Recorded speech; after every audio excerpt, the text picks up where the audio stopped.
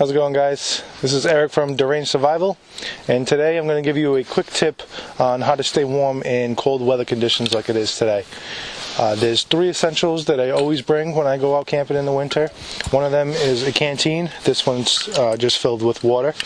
I bring an extra pair of wool socks with me, and I bring some type of combustion device. I bring multiple types of combustion devices, but what I'm going to use for this video is just a ordinary lighter. And today I'm going to show you a quick tip on how to stay warm throughout the night in cold weather conditions. So let me rearrange this area and I'll get back to you guys. So one thing that you're going to need is a fire for this tip. And right now I'm collecting firewood from a pine tree. And all the branches on the bottom here are dead. As you can see, you can snap them off very easily.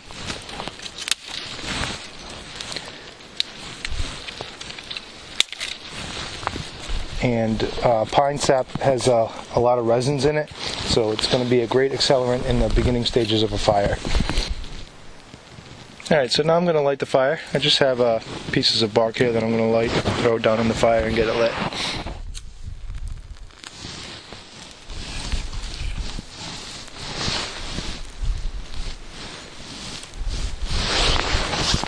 And then you just want to leave the fire sit, let it build. Never want to add fuel until the flame is above the area you're going to add the fuel. And I just have some dead leaves here that were hanging off the ground. Make it a little easier on myself here. Now my goal in this fire is to just get a bed of coals going. And what I'm going to do with the canteen is boil the water.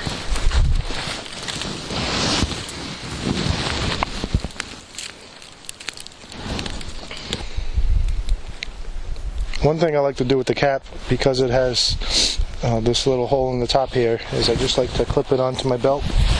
This way I don't lose it. I don't have to place it on the ground, get it dirty. This way it stays attached to me at all times. Alright, as you can see, I got the water to a rolling boil. Now, the boiling point of water is actually 212 degrees Fahrenheit and 100 degrees Celsius. And actually, Cryptosporidium and Giardia actually die way before that temperature. So that's why they recommend, because you get a visual of when the water reaches a temperature of 212 degrees. Cryptosporidium actually dies at 15 seconds at 161 degrees Fahrenheit, and Giardia actually dies at 130 degrees Fahrenheit for 10 minutes. So if you reach a roiling boil, as soon as you reach that point, Giardia and Cryptosporidium are dead. Now that doesn't mean that there's other waterborne pathogens that could possibly still be in there if you are trying to purify your water.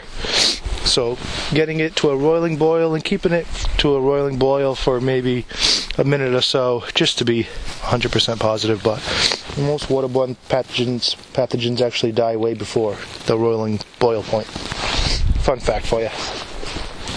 Now I have that extra pair of wool socks, and because this canteen is going to be extremely hot, you want to use gloves or pliers or whatever method you have of removing the canteen from the fire.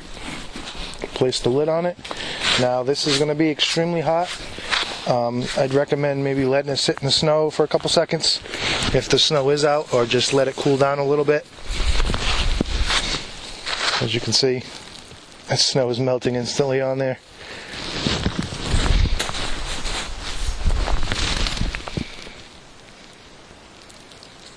It's a great way to purify water right there. Hold on, let me get some water.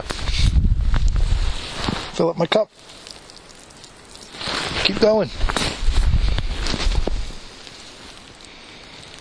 Yeah, it could be a new method.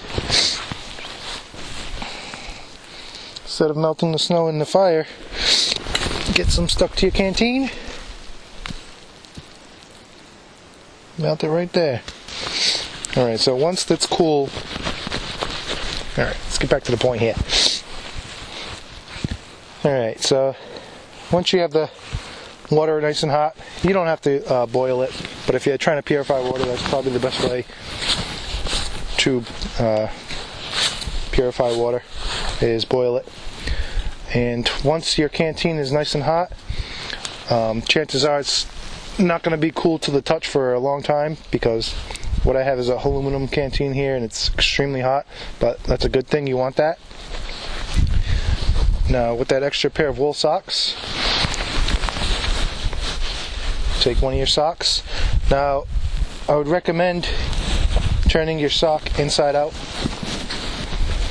because once you place it inside the canteen, it's going to singe all the soft furs that are in the inside of your sock. So instead of damaging the inside of my sock, as you can see, these small fibers, once it comes in contact with the canteen here, it just got stuck to my coat. It's going to burn all these and make it hard and uncomfortable to wear later on. So I learned that the hard way. So turn your sock inside out. Now be very cautious, because this canteen is extremely hot. And place the canteen inside of your little sock. Now the reason for this is the same reason that the sock is used on your foot. It's going to contain the heat. And what I like to do is I like to get it all the way to the bottom of the sock.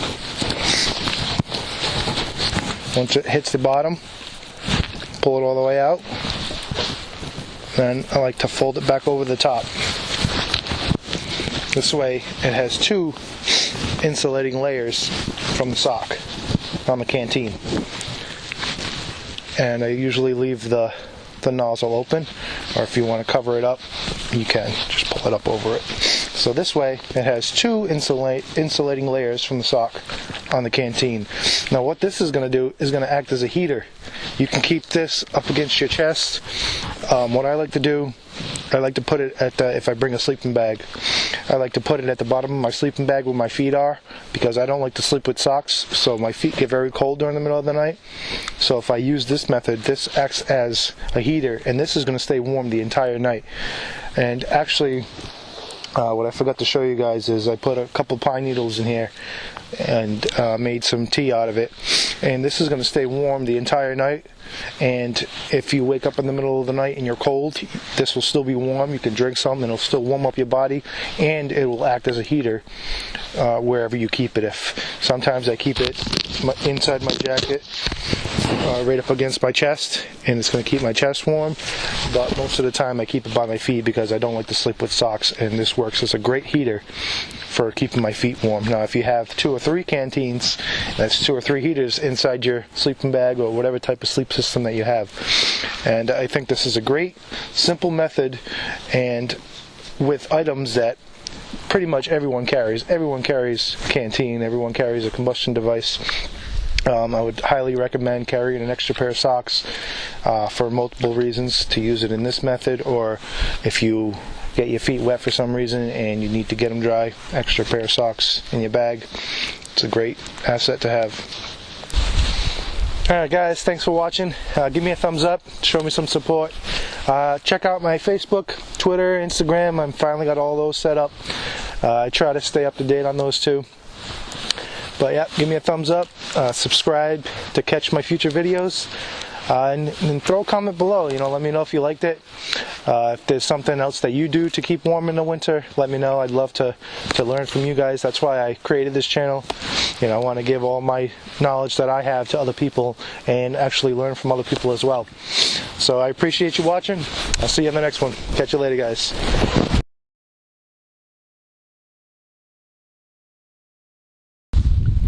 It's a little chilly out here. Woo! It's boiling hot.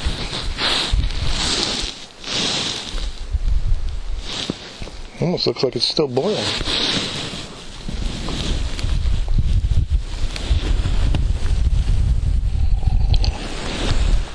Oh, that's good.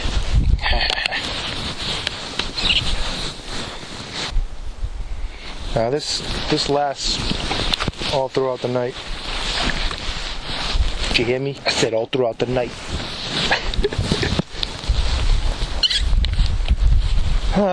And I gotta go back to work.